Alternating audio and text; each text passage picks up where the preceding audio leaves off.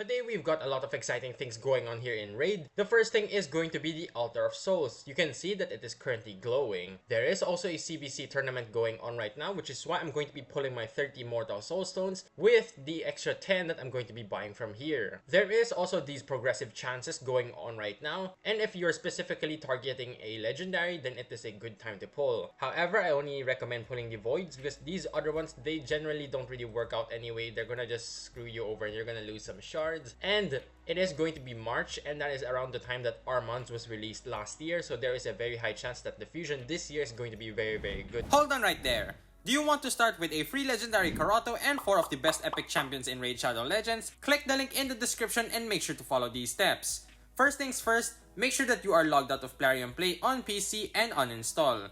If you've never had Raid installed on your mobile phone before, the link will work there too. Click the link and sign up with a fresh email address. Then all you have to do is launch the game and complete the tutorial to unlock Karato. Head to your inbox and claim your very first champion. After the tutorial, you'll unlock Karato, and as you level up, you'll unlock Uugo, Rector Drath, Tagoar, and Mausoleum Mage. What an epic squad to start your journey! Don't wait, click the link now and dive into action. I am looking forward to getting a bunch of upgrades here because these are all my damage leaders, same here and the same here. Well, these rare ones I don't really care about, but these 6 champions definitely need bigger souls. I'm pretty sure Ninja only has, I think, a 3-star. Not might have a 2-star, and these other ones don't even have a blessing yet, so it's gonna be very nice to get some extras. And a while ago, I did just complete my Ogryn Tribes. My Ogryn Tribes was only like 4 minutes, and I was using this team. So Skrank is gonna be my hard nuker here, and then we have a bunch of support to get through it, and it was pretty fast. This was the hardest faction I had to deal with amongst all of these because I actually had to spend 3 hours of just hoping that RNG would work. At first, I didn't even think it was gonna work, and then suddenly, after 3 hours, we did manage to complete it. Of course, Anax and Gorgo were the hard carries there, and we only have 3 stars left, and that is going to be the final faction here at Knights Revenant. So my Knights Rev team at the moment is pretty shaky too. I will be doing a video on how I completed Faction Wars once I do complete Knights Rev, so that you guys can see how I was able to beat them completely free to play. So for me at the moment, I am going to be using Whisper, Miscreated, Rector, Thylesia, and Snacia. However, if Snacia does not work out too well, I will be switching over to Mad Hatter. But Snacia can actually bring me some value. I really feel like the problem for me here in Knights Rev is going to be the Vault Waves. I don't have enough control. And for the boss, I do have Rector that should hopefully carry me, and then Whisper just nuke it down once it HP swap. I don't really want to try with Mad Hatter because I don't think he provides enough control with his passive for the Vault Wave. But if it does come to that and Snacia does not work, I will be switching her out. The point of Thylesia is so that I can bring the decreased defense, Rector for the heals and revives, Whisper nuke, and then this guy just provides insane support. However, for Whisper, I might be switching her to my Merciless gear soon, just for the sake of completing the Faction Wars. I might use the gear removal for free, because I don't think this gear is gonna be the best on her. I mean, the stats here aren't so bad, but the attack is quite low and she does not ignore defense, which is why I have Thylesia in here. But if I can put her in Merciless, then she's gonna 100% hit way harder. And I'm honestly very excited to get Lydia. It has been nearly a year already, so if I do complete this in the next 3 days, then I should have gotten a free-to-play Lydia in less than a year, which is not bad already for me, to be honest. And for my Hydra teams, I am currently working on them as well. If you guys have any ideas, make sure you guys do comment them down below. But for now, I am just putting whatever for my Hydra because I'm not focusing on it.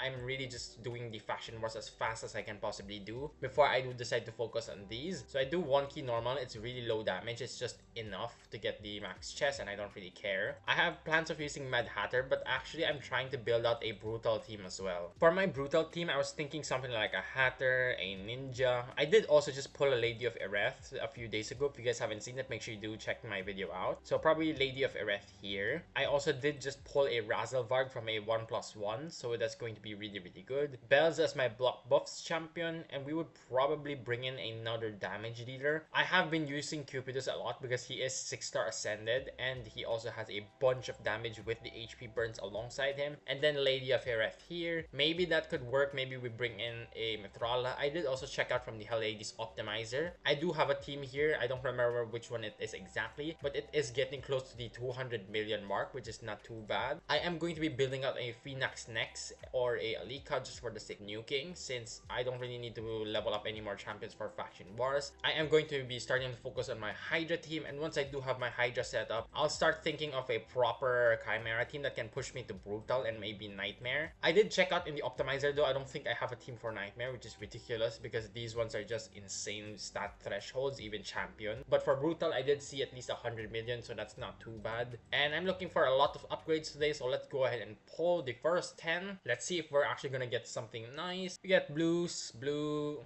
blue. Okay, we got a Renegade 3-star, don't really care though. And we are not gonna get anything on the 10 pulls, so let's hope this next 10 pull is gonna be a lot better. Get another Mordecai, a 2-star Blood Gorge, a bit too late, I don't really need him anymore. Pestilus, why Firstborn, a mythical that I will never get. We get an Orbea, another mythical. Oh my goodness, man. Last summoning, I actually didn't get a single upgrade too, and I pulled quite a bit of souls, and this time around, I'm not sure if it's gonna be any different. We are getting a bunch of blues, by the way. Like, this is how my shard luck is also. A 2-star, come on, man. Come on, give me something better. Nope, we are not gonna get something better, and we are out of souls, and then we are gonna have to buy an extra 10 out from there. We are gonna have to buy 10. I'm not gonna be buying all of them because I do need these coins because I am slowly trying to push Marius now. Let's go ahead and do the final 10 pull. Maybe we'll get something nice from the final ones. We still do get a bunch of rares, which is very unfortunate. If this was a shard, this would be nicer. And are we gonna get anything nice? No, we are not. So we didn't get a single soul that we could use on the account, which is very, very unfortunate. I mean, I guess I could put it on Renegade. It could help. And we didn't really get anything else quite useful. I'm really tempted to just pull these, and I think I will just be pulling these souls. I'm not gonna wait for an event. These events are generally quite trash if they are. So the first one,